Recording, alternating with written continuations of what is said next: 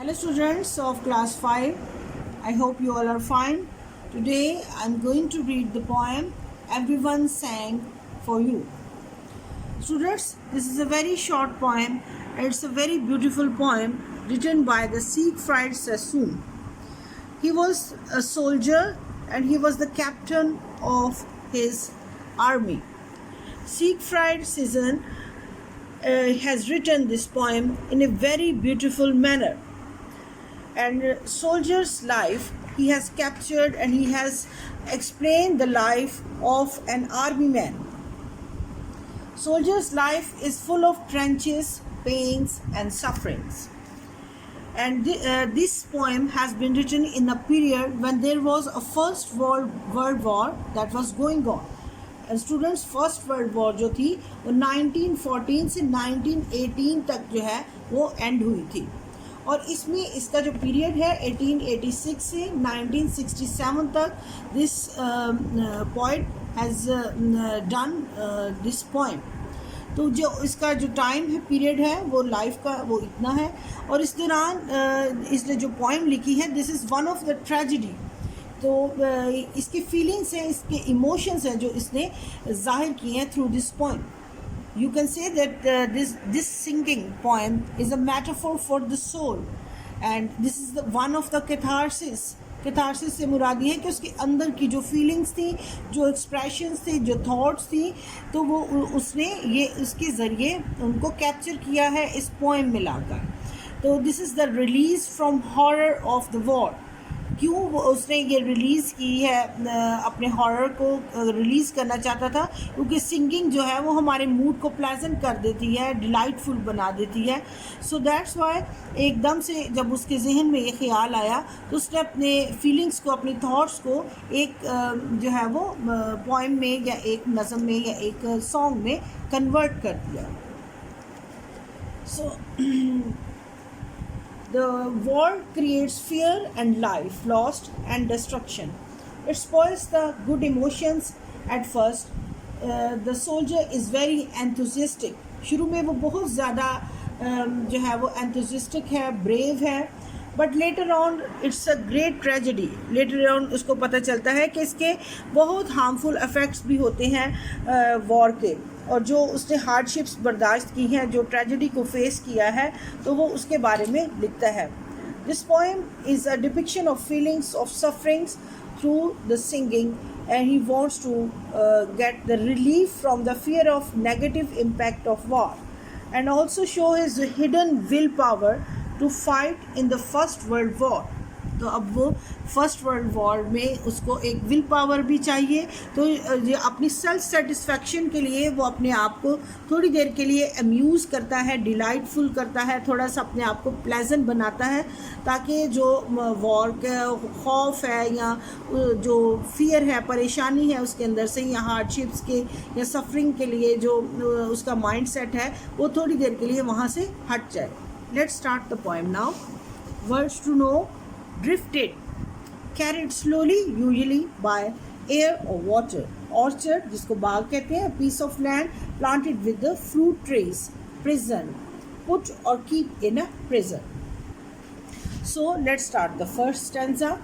Everyone suddenly burst out singing, and I was filled with such delight, as prison bird must find the freedom, winging widely across the white orchard and dark green field, on and out of sight. अब वो इस stanza में explain करता है, everyone suddenly burst out singing.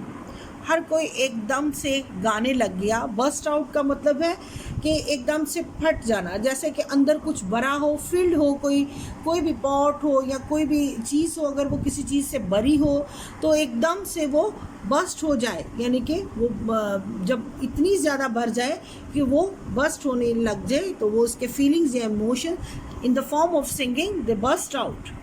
And I was filled with such delight. और मुझे ये बहुत अच्छा लगा, मैं बहुत डिलाइटफुल हुआ, मुझे बहुत मज़ा आया. I was very delightful at that moment. As the prison bird must find in freedom. तो अब उसको यूँ लग रहा है कि हम قید میں ہیں. پرزن برڈ ہیں, ایسے پرندے ہیں جو کہ قید میں ہیں. And must find in freedom, تو ہمیں جو ہے وہ آزادی ملنی چاہیے.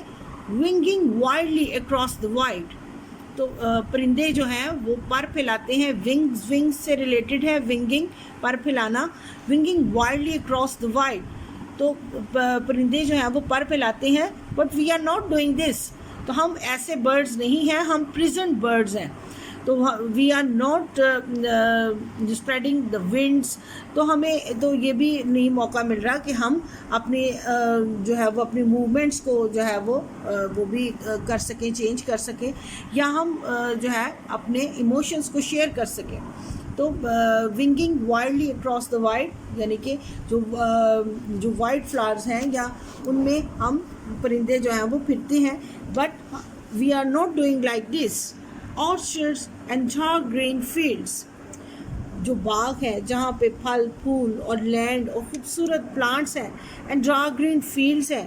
آن and on, out of sight. They are all out of sight, ہم سے بہت دور ہیں. یعنی کہ جو پلیزنٹ سینس ہیں, ویوز ہیں, جو جن کو دیکھ کے طبیعت خوش ہوتی ہے, اور جو زندگی یا لائیولیہوڈ جو ہوتی ہے وہ اس کا جو ہے وہ خاص طور پر ایک سین ہے. تو وہاں پر وہ کہہ رہے ہیں کہ وہ ہم سے بہت دور جا چکے ہیں.